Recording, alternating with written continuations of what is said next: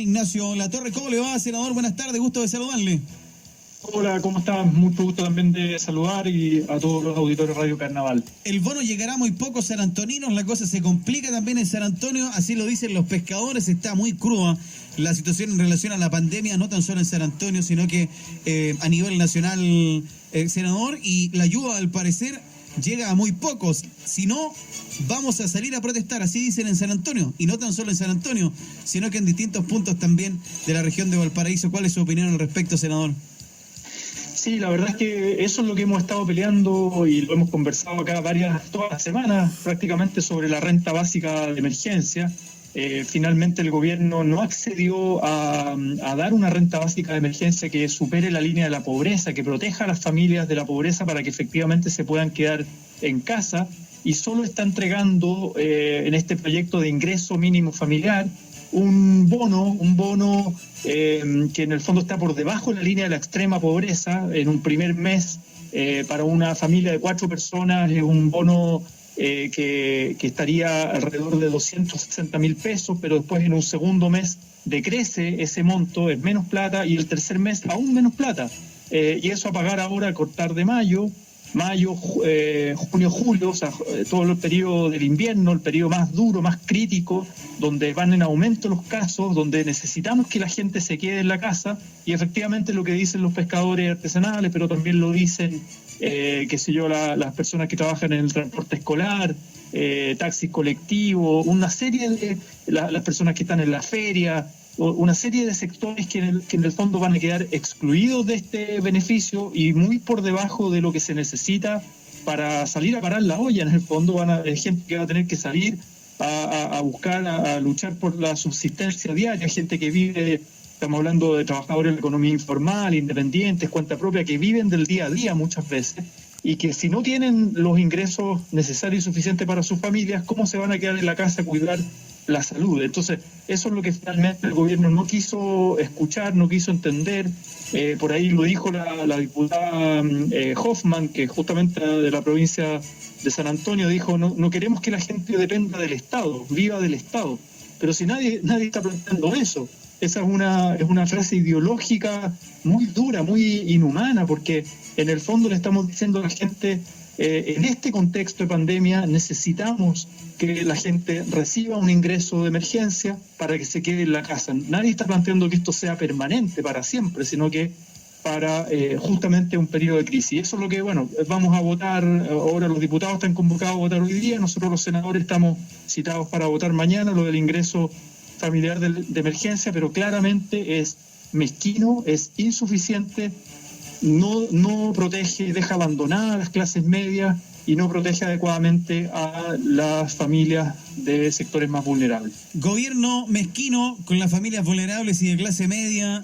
Hoy día se niegan, dice el senador de la República, Juan Ignacio Latorre, a una renta básica de emergencia. Lo que hoy día propone el gobierno, entonces, senador, es insuficiente, y considerando además de que hoy día hemos tenido lamentablemente la cifra más alta de contagios. Al parecer el pic todavía no llega, esto se sigue prolongando, difícil se ve que podamos tener ese retorno seguro al que estaba llamando en un momento el gobierno. Eso complica mucho más hoy día el bolsillo de los chilenos y de los más necesitados. Absolutamente. Esto tiene un impacto en lo económico y lo hemos dicho muchas veces. Yo creo que el gobierno ha estado más preocupado de la salud de la economía, de cómo cuidar a la economía, cómo cuidar a la empresa, a los grandes empresarios, con el proyecto del FOGAPE, de la protección del empleo, etcétera. Vimos la pasada que hizo Cencosud, las filiales de Cencosud, después se retractaron por toda la crítica que recibieron desde distintos medios, esta repartición de utilidades en medio de la crisis, algo que me parece obsceno, pero muchas empresas lo pueden hacer y lo han seguido haciendo. Pero claro, esto todavía, como dice usted, no llegamos al pic, va en aumento la curva de contagio. Cada día que ocurre llegan más contagios, el nivel de testeo se aumenta, la exposición a la salud es un riesgo.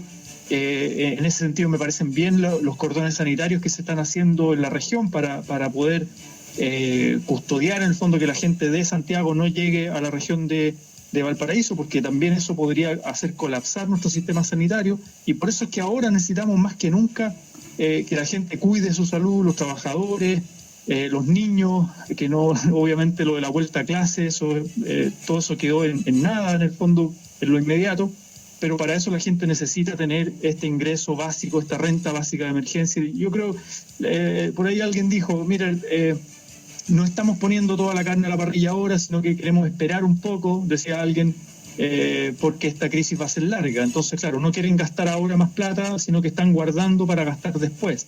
Pero claro, ese después puede ser demasiado tarde, porque si el aumento de contagio es muy exponencial, ya después va a ser muy tarde para poder proteger la salud y la vida de la gente. Hoy día se discute en la Cámara de Diputados, debiese resolverse en el Senado. Aquí lo importante, senador, me imagino, es llegar lo antes posible con los recursos a la gente y a quienes lo necesitan. Así como se ve el panorama, así como se ve la cosa, ¿debiese de salir humo blanco dentro de los próximos días con el ingreso familiar de emergencia? Sí, mira, yo no creo que acá nadie está por dilatar más el asunto ni por rechazar o negarse a que estos recursos lleguen a la gente. Uno hace la crítica política, conversó con el Ejecutivo, se llegaron a distintas instancias, finalmente operó este veto presidencial porque en el Senado aprobamos el monto grueso, que eran estos $800 millones, pero sin el contenido específico, y eso para pedirle al gobierno que haga un esfuerzo mayor. Y el gobierno insistió en lo mismo, insistió básicamente en lo mismo, y eso está en sus facultades presidenciales, ocupó el veto, pero en el fondo nosotros, claro, no estamos por hacer una obstrucción o porque no le lleguen estos recursos a la gente. Probablemente hoy día se apruebe en la Cámara de Diputados, mañana se apruebe en el Senado, por más que uno haga el punto político o la crítica, o uno se puede abstener en el fondo a hacer la crítica, pero finalmente el proyecto se va a aprobar. Y estos recursos van a estar disponibles para que le lleguen en el corto plazo a la gente. Ojalá que sea además de manera fácil, sin demasiado trámite burocrático, sin exponer a la gente a largas filas, y eso expone a los trabajadores del sector público y expone a las personas. Hoy día existen mecanismos tecnológicos para que la gente pueda hacer los trámites en línea, las transferencias de recursos se pueden hacer en línea, las cuentas RUT, etcétera. Hoy día existen muchos mecanismos para esos trámites, hacerlo, ojalá en el corto plazo, insisto, ahora en mayo, y que el gobierno, ojalá también en el corto plazo, recapacite y pueda complementar estos recursos, que, insisto, va a quedar gente fuera, acaba de quedar gente fuera de este beneficio, esa gente va a salir a reclamar. ¿Cómo lo vas a, aunque estén los militares en la calle cuidando la seguridad pública? La gente, si tiene hambre, si no tiene que comer, si no tiene los recursos porque quedó sin trabajo, porque no puede salir a vender, en el caso de la economía informal, etcétera, bueno, esa gente va a salir a reclamar, con justa razón, por lo demás, ¿no? Y además estos recursos se invierten o se gastan inmediatamente en la economía, no es que la gente se los guarde, se los ahorre bajo un colchón, digamos, para hacer alguna especulación financiera. Son recursos tan básicos que la gente se los gasta en lo básico, ¿no? En alimentación, en temas de salud, etcétera, en los servicios básicos. Entonces, estos recursos vuelven a la economía y por lo tanto también ayudan a mantener cierto nivel de demanda en la economía. 3:22, conversamos con el senador Juan Ignacio Latorre aquí en la radio Carnaval, la radio 1 en el Gran Valparaíso, también en la provincia de Marga Marga, 98.3 en el Valle de la Concagua, 91.9 en la provincia de Quillota, Calera, 100.7 en la Ligua, Radio Carnaval, la radio de la región de Valparaíso. Senador, ¿qué tal terminó el proyecto de la rebaja de dieta parlamentaria?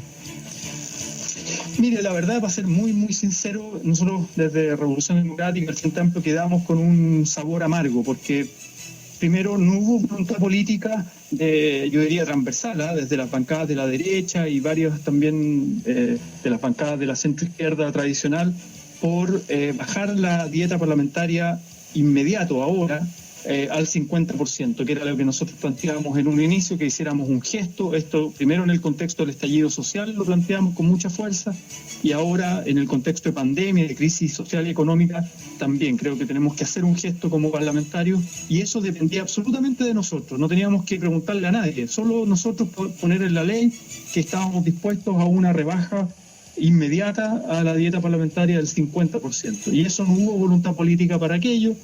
Llegaron a un acuerdo mayoritario para enviar esto al Consejo de Alta Dirección Pública, que es el que va a fijar el monto de la dieta. Ahí hay mucho compadrazgo político, es un órgano bien cueteado políticamente, con hartas críticas que se han hecho en el último momento a las designaciones, etcétera. Y ahí probablemente, y es lo que muchos pensamos que puede ocurrir, en ese consejo la rebaja de la dieta parlamentaria sea muy menor, un monto muy poco significativo. Entonces puede quedar en algo muy irrisorio en el fondo, ¿no? Y entonces los senadores, los diputados van a decir, bueno, esto es lo que definió este consejo y hasta ahí llegamos.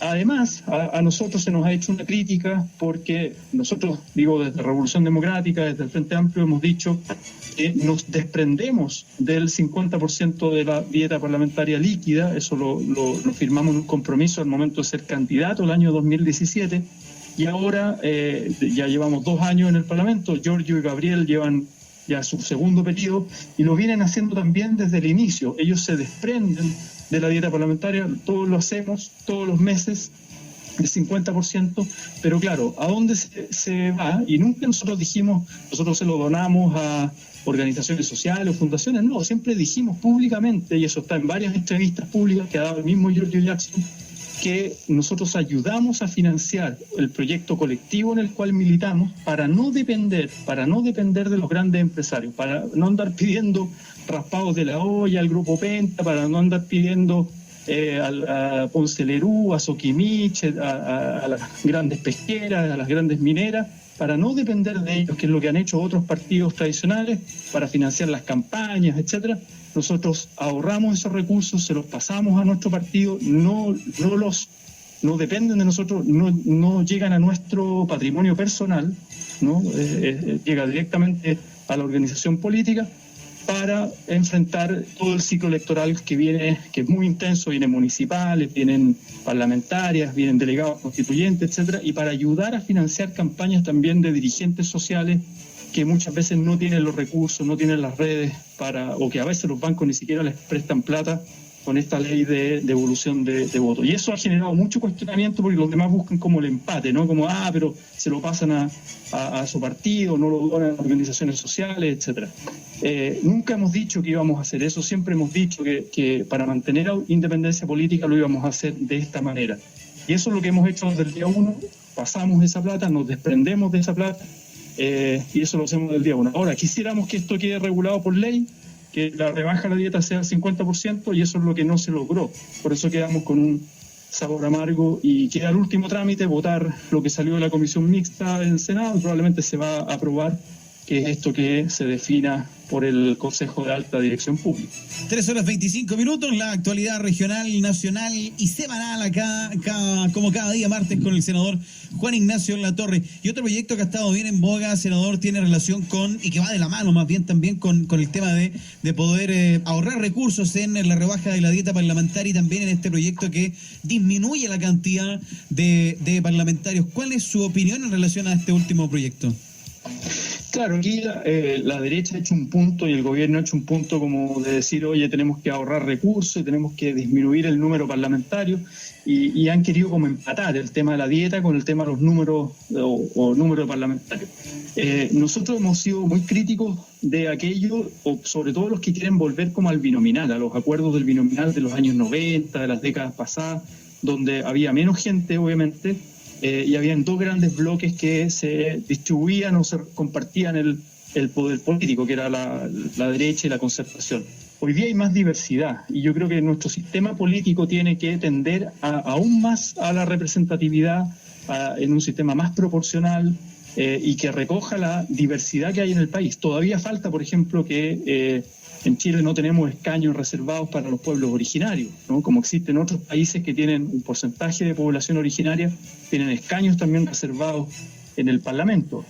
Todavía el nivel de representación de las mujeres es bajo, en comparación, no hay equidad, no hay paridad en el Parlamento en cuanto a hombres y mujeres, pese a que las mujeres tienen, incluso son más que los hombres en términos de población. Entonces, no queremos reducir esa representatividad, esa diversidad.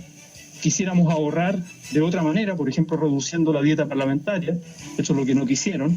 Estamos disponibles a revisar el presupuesto completo de la corporación. Hay sueldos, hay gente que trabaja en la corporación, en el Congreso, que son funcionarios de ANTE, que llevan muchísimos años trabajando ahí, que tienen sueldos altos, eso hay que revisarlo, los asesores, etcétera, hay que revisar todo aquello, muy disponibles para aquello, pero creo que la representación política corre riesgo y la diversidad de la representación política corre un riesgo si se reduce el número de parlamentarios, así como lo está planteando la derecha y el gobierno. Por lo tanto, ojo ahí con la letra chica, nosotros no vamos a estar disponibles para eso, y esto no tiene que ver con una defensa corporativa nuestra. Acá estamos hablando del sistema político. Incluso nosotros como Frente Amplio hemos planteado, podríamos pasar a un sistema unicameral, terminar con el Senado. Lo estoy planteando yo, que soy senador, terminar con el Senado y tener una sola Cámara, para agilizar un poco más el trámite, para tener una sola Cámara, pero eso no implica que sean menos, sino que exista la debida representación y diversidad del sistema político.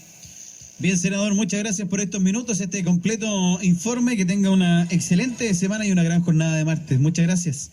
Muchas gracias a ustedes, y el mensaje de siempre: a cuidarse, porque está muy difícil la situación y hay que hacer un esfuerzo colectivo y solidario al respecto. Así que un saludo a todos los auditores de Radio Carnaval y que estén muy bien ustedes también. Gracias, senador. Buenas tardes.